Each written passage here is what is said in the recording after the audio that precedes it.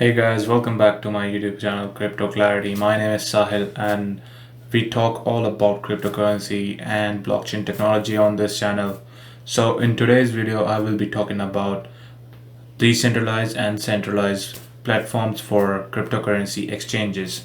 So you guys would be wondering where you can buy and sell obviously these kind of cryptocurrencies. So I'm gonna be talking about those platforms and how they are, good and bad. Obviously, I will be talking about their disadvantages, and also I will be concluding the video with my views on how they will be used in the future.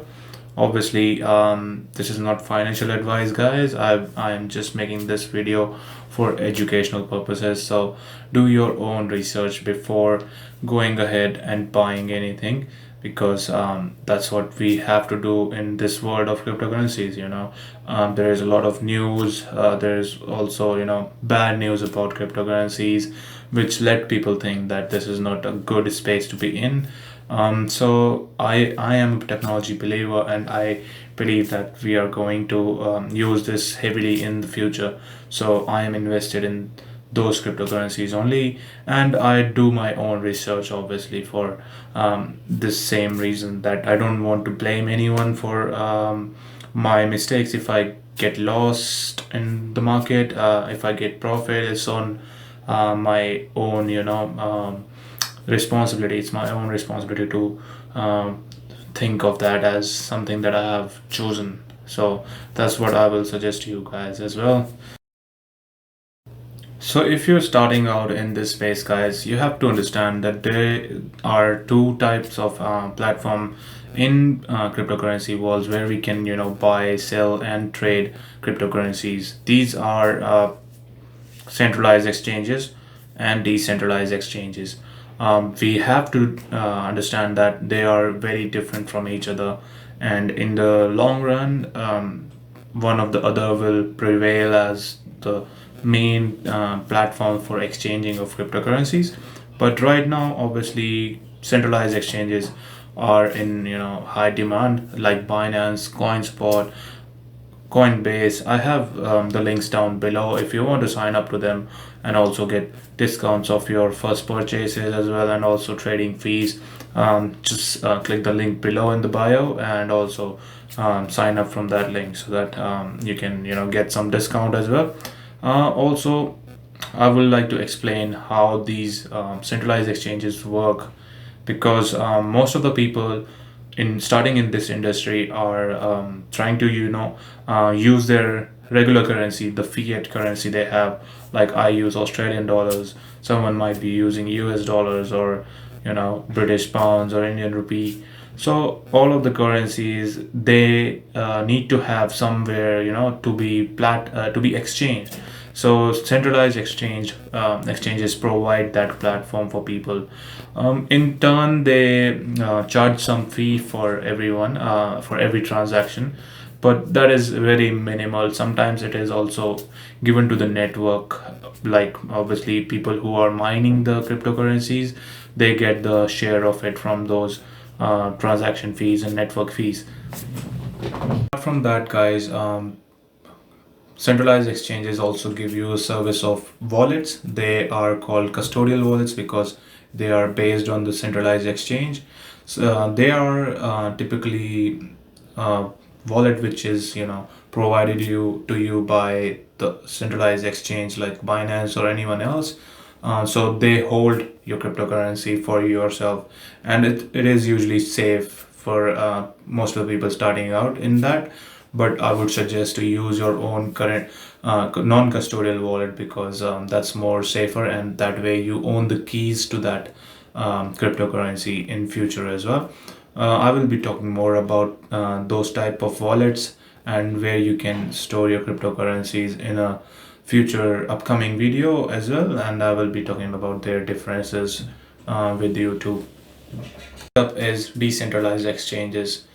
These are decentralized, as the name suggests. They are different than centralized exchanges in the way that they provide more privacy and less governance on the blockchain as well. For people who want more privacy, they prefer decentralized exchanges because they have to provide less personal information, and mostly they need to just provide an email address and connect their wallet to the blockchain, and that's it. That they are ready to trade on those platforms. The example of the platforms are Uniswap or 1inch. They are mostly built on Ethereum blockchain right now, and use smart contracts. Some of them are also on different blockchains, and they are also getting more popularity as people are understanding the differences between centralized exchanges and decentralized exchanges.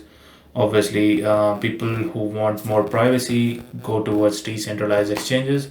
The only thing that is different from a centralized exchange is that you can swap your cryptocurrencies and also trade in cryptocurrencies rather than your fiat currencies. So that way you don't have to put your fiat currency in the wallet, and you can only use any other cryptocurrencies straight away to buy other cryptocurrencies.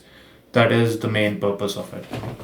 Up is advantages and disadvantages of centralized exchanges, which is mainly the user support provided by these companies because they are well established and they understand that people might have issues, so they have staff for obviously helping out people with technical issues and stuff like getting logged out of their accounts, stuff like everything every day, issues with transactions. So someone can hold them accountable for that, and people can get in touch with them regarding this, which is a big advantage for centralized exchanges.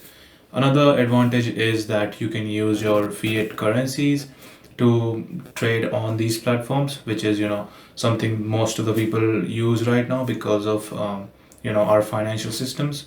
So you have to obviously use that in the first place to buy cryptocurrency at this current day and age, because we haven't reached that stage of being able to just trade in cryptocurrencies straight away.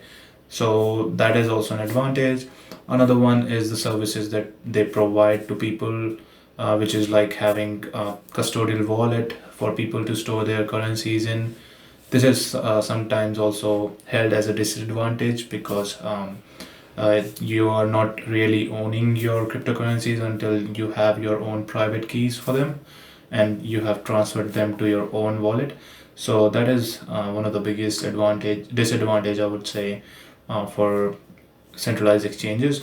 And then there are a few other things which is in congruency to the principles of blockchain, because the blockchain technology is obviously made on privacy, and it should be given people equal opportunity without having them to submit some documents like credit score or obviously KYC and stuff like that, which is something that centralized exchanges also follow. They require a lot of documentation in the first place to be able to trade on them.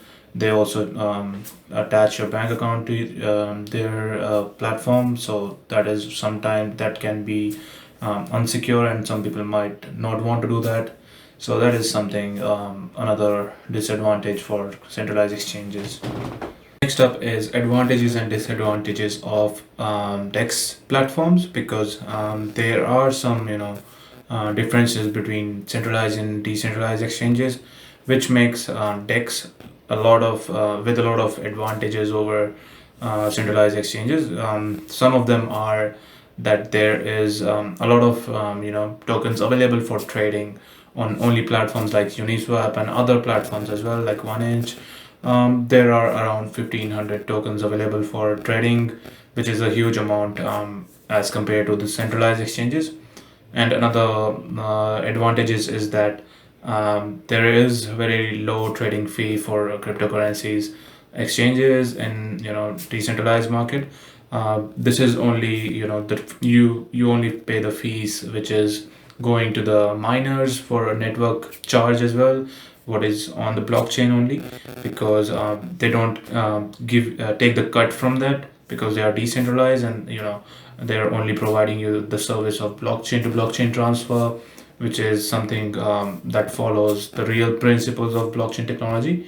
They are also permissionless, which is big deal based on um, the current market, because they are giving you the option to trade without asking for permission, and also giving you the privacy. Only thing you need is to have a connected wallet of cryptocurrency like Ethereum, and have some Ethereum for transactions of those cryptocurrencies as well. That's it. That's all you need.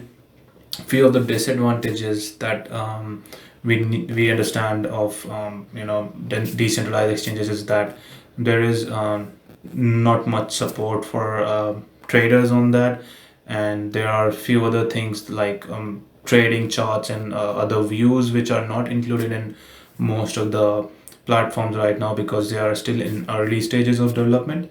But as we grow in the future, that they will be having more trading volume. Like this year has been crazy for trading volume on centralized exchanges, and there are more financial institutions coming into this space because they are decentralized as well. So that will be going up only in the future, and we will be seeing better interfaces on decentralized platforms. One of the biggest advantage of these platform is that you can lend and borrow your cryptocurrencies, which are stored in your wallet.